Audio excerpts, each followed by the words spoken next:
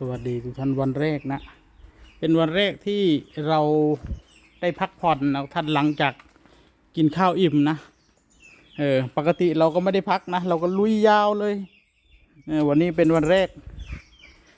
ให้แต่ไทยได้พักผ่อนพี่น้องเอ้ยไปนอนประมาณ10 กว่านาทีมันได้การอยู่รอก10 นาทีก็ได้กินกาแฟแล้วอยากนอนโอ้โหกาแฟปลอมปะกินกาแฟแล้วอยากนอนต่อไม้ห้องท่านได้เครื่องอยู่ได้ ไปมันสีเลี้ยวโบเลี้ยวก็สร้างมันดอกมือนี่ก็ได้เอาซ้ำมีเวลาละคำแล้วก็เศร้าเฮาก็ได้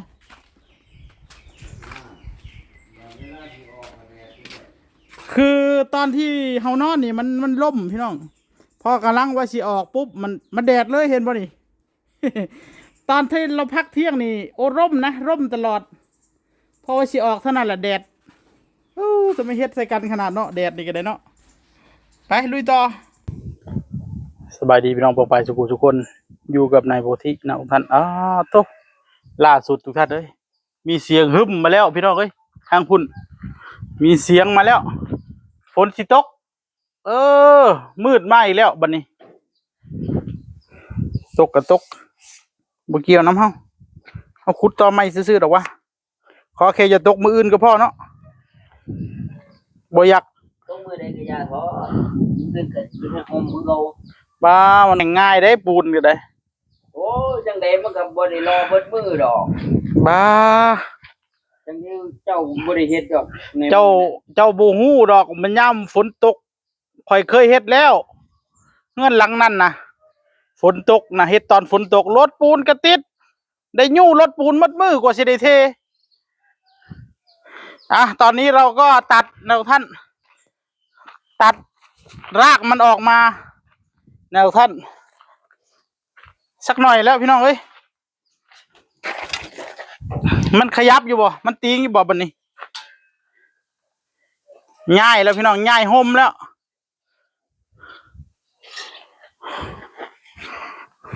ไปทางใดมันคือบ่ไปนั่นลมเสียเอาไปได้นี่นี่ยับมาอีกหน่อย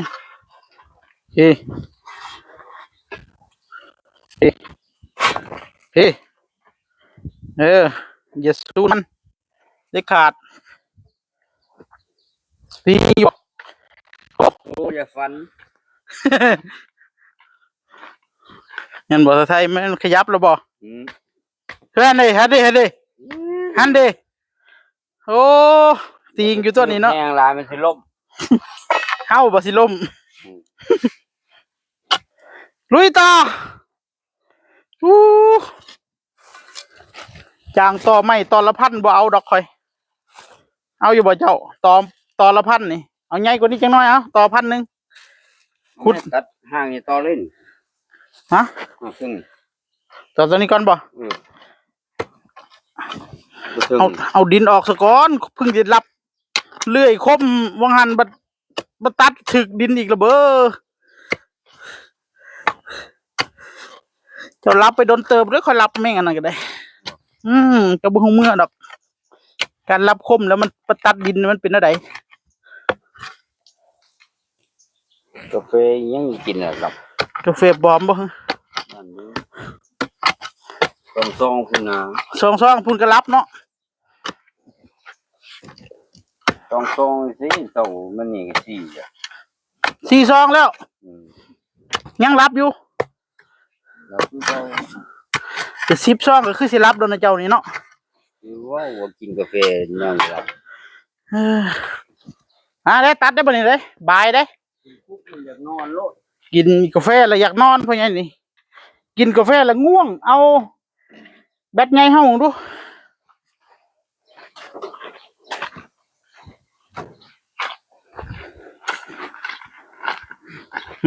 รอบนี้เอาน้ำมันเครื่องมาไกลจังบ่ฝืด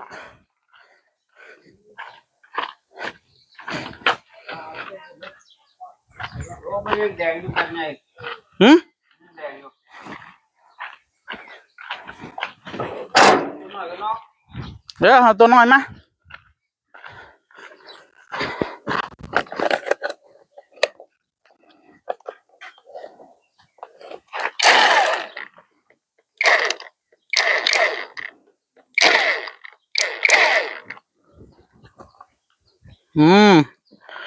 เล่นแม่งอันนี้ได้ปะนี่ได้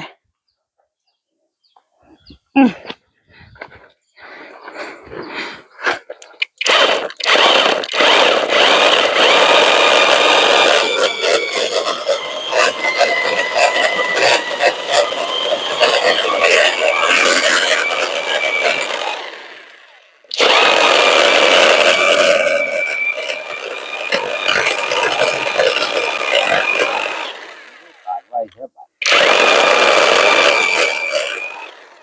ถึงแล้วบ่สุดแล้วบ่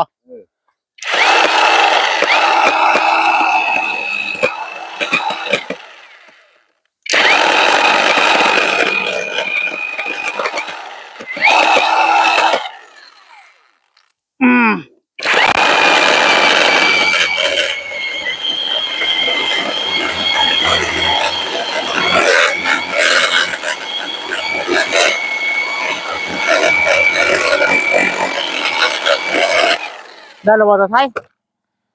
บ่ ฮะ ได้แล้ว แม่นนี่บ่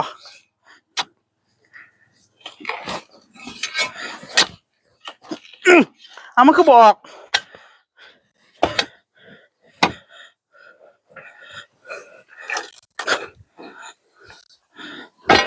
อีกแล้วบ่ มันทันได้ขาดตัวนี่มันขาดยังวะ มั้งครับ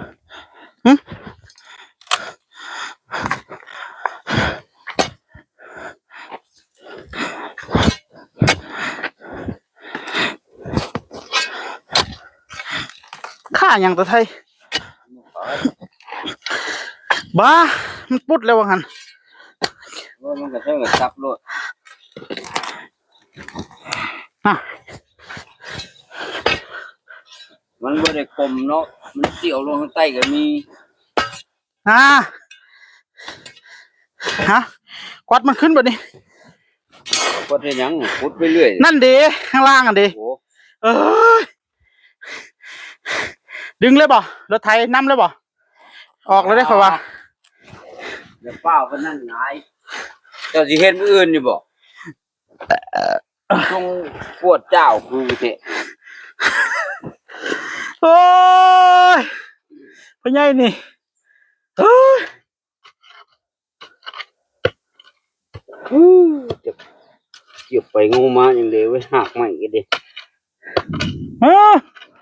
บาทนี่มาแล้วตาไทยเอ้ยเฮ้ย ไงบัดไงอยู่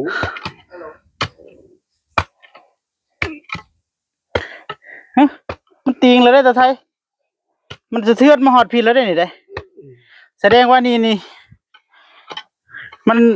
เหลือแค่น้อยเดียวแจนี่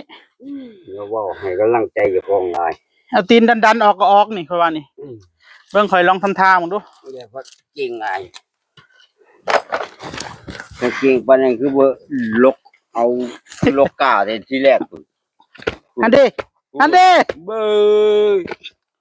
อย่าไปยันแฮงว่ามันสิล่มยากบ่ได้ขุดโอ้ยเฮ็ดอีหยังก็ลื่นบ้านเขาเว้ยมึงจะพอหากเดียวนี่ก็ซ้ำค่าเลยนี่คือยันล่ม โอ้ยตาโถ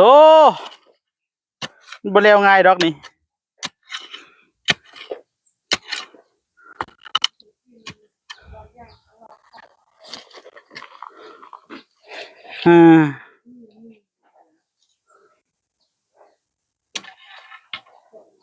เอาตัวนี้ก่อน เอาตัวใด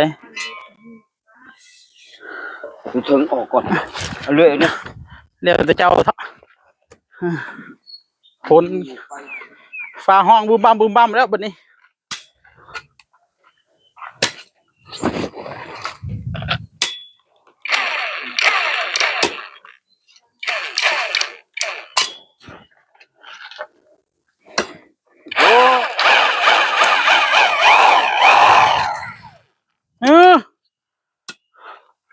าห้องแล้วบัดนี้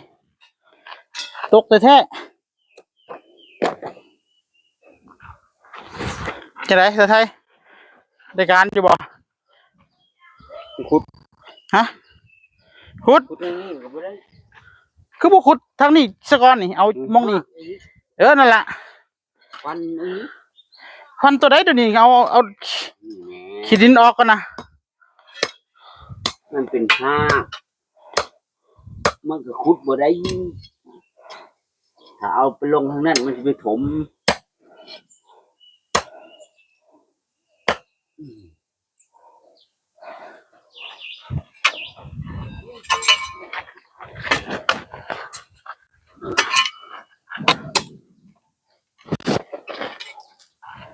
ไก่เคียงเลยเนาะรถไถใหญ่มากมันน่าสิได้ค่อยว่าแต่ว่าติดตัวนี้คือเก่าเนาะนี่เนาะมันอาจสิได้ถ้ารถใหญ่เนี่ยมันอาจสิหากไม้มันจะอาจสิหลุดไปเลย ค่อยว่ายังบ่ได้มองนี่มันจะเป็นคูไอ้หากอยู่นี่มองเหยียบนี่นูนขึ้นนี่เพราะว่ามันสิยังหากใหญ่หากนึง ค่อยว่าตัดตัวนี้เลยดันได้เลยนี่รถใหญ่นี่ตัดตัวนี้ดันตัดตัวนี้ซะก่อนนะให้มันสำเร็จซะก่อนโอ้ติดตัวนี้ใส่ฟันเนี่ยบุคคาด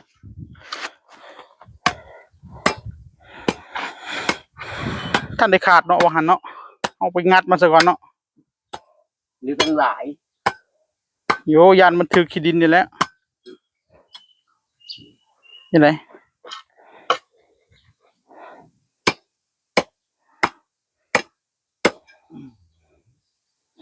อ้าว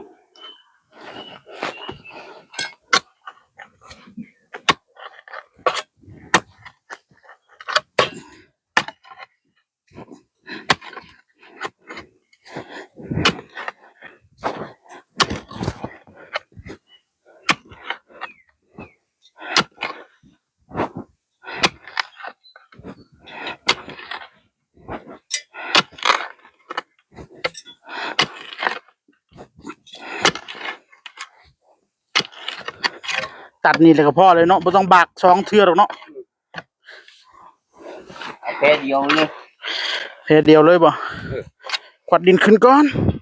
เพเดียวก็ได้ยังวันนี้แบบนั้นล่ะ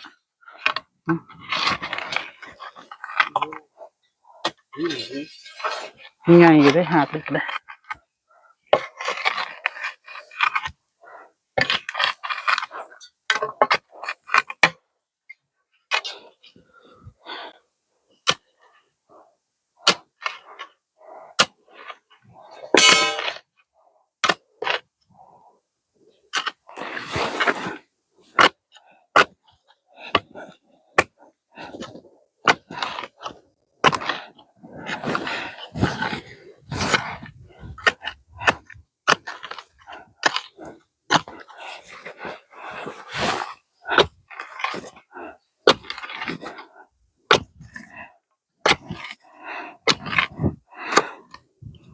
ด้วยอีกหน่อยนึงลุเลย รู้เลยบ่